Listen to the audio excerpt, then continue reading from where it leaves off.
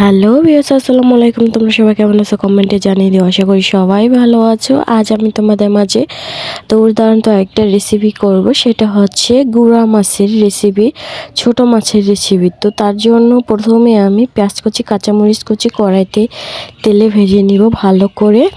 আর এটা আমি অন্য স্টাইলে রান্না করব, তো দেখতেই থাকো কিভাবে রান্না করি।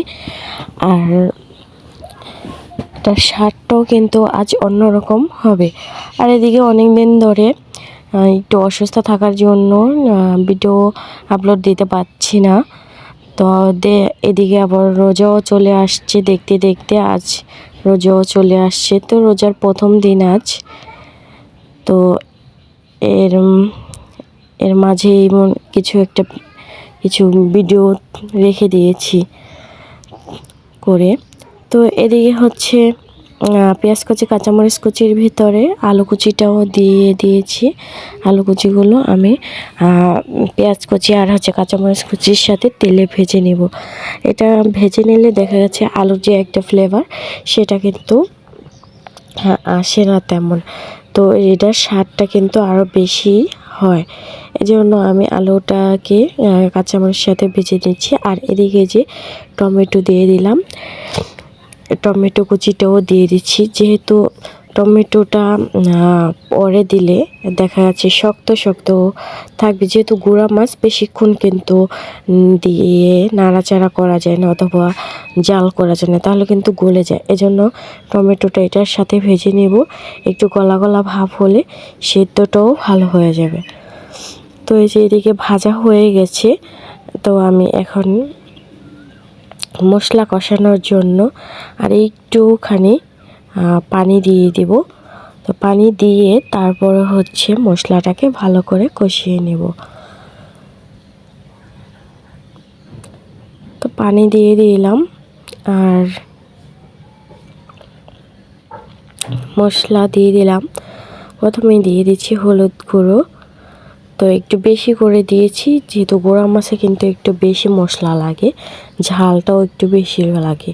তো আমি বেশি করেই সব কিছু দিচ্ছি। মরিচের গুঁড়ো দিয়ে দিচ্ছি, এরপর দিয়ে দিলাম আদা রসুন বাটা, এরপর দিয়ে দিলাম স্বাদ মতো লবণ, এরপর দিয়ে দিয়েছিলাম পরিমাণ মতো তেল। তো সব কিছু আমার দেওয়া শেষ। এখন আমি ভালো করে মশলাটাকে কষিয়ে নিব। আর এই মশলা কষানোর ভেতরে আমি আলুটাকেও ভালো করে সেদ্ধ করে নেব, দ্বিতীয়বার যাতে বেশিক্ষণ জাল করতে না হয়, সেদ্ধর জন্য প্রবলেম না হয়। তো এর ভিতরে আমি কিছু কাঁচামরিচ কুচি দিয়ে দিলাম, এটা একটু ঝাল হবে, ঝালের জন্য। তো এখন ভালো করে কষিয়ে নিচ্ছি। তো কষানো হলে আমি এর উপরে মাছগুলো কেটে ধুয়ে ফ্রেশ করে নিয়েছি, সেগুলো লবণ মাখিয়ে রেখেছি। আরেকটা ধোয়া দিয়ে আমি এটার উপর ছেড়ে দেব। মাছটাকেও একটু মশলা মাখিয়ে তারপর হচ্ছে কষিয়ে নেব। তো কষানো প্রায় হয়ে যাচ্ছে, মশলা থেকে কিন্তু তেল ছেড়ে দিচ্ছে, বুটবুট করতেছে, দেখতেই পাচ্ছ। তো মশলার কালারটা কিন্তু বেশ হয়েছে, আর তরকারি ফ্লেভার কিন্তু এখনই চলে আসছে। মাছ দেওয়ার আগেই কিন্তু অন্যরকম ফ্লেভার আসছে, আর মাছ দিলে কিন্তু পরে অন্যরকম ফ্লেভার আসবে। তো মশলায় তো সব কিছু ভাজা ভাজা হয়ে গেছে, আলু টমেটো সব কিছুই ভাজা ভাজা হয়ে গেছে। এখন আমি মাছগুলো এক এক করে সমস্ত মাছগুলো ছেড়ে দেব। আর এদিকে হচ্ছে মাছগুলো ছেড়ে দিলাম। আর এদিকে একটু রোদের তাপে ভিডিও করতে খুব একটু হচ্ছে, যে ফিল হচ্ছে, তারপর করে নিচ্ছি। তো সব মাছগুলো দিয়ে আমি একটু ভালো করে নাড়াচাড়া করে দিয়ে দিলাম। আর হচ্ছে ভালো করে মশলাটাকে সুন্দর করে মাছের সাথে আবারও কষিয়ে নেব। মাছটাকে ভালো করে কষিয়ে নেব, তার জন্য একটু পানি দিয়ে দিচ্ছি বেশি করে। এই মাছ তেমন কষাতে হয় না।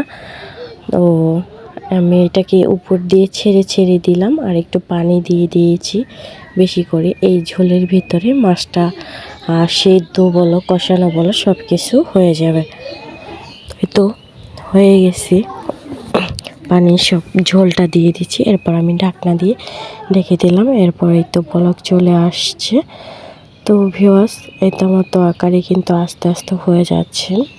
তো ভিডিওটা ভালো লাগলে কিন্তু অবশ্যই কমেন্টে জানিও, এবং চ্যানেলে নতুন হয়ে থাকলে অবশ্যই চ্যানেলটিকে সাবস্ক্রাইব করে বেল আইকনটি বাজিয়ে দিও। এই তো আমার তরকারি ফাইনাল লুক। তরকারিটা আমি নামিয়ে নিয়েছি। ভিডিওটা দেখার জন্য সবাইকে ধন্যবাদ।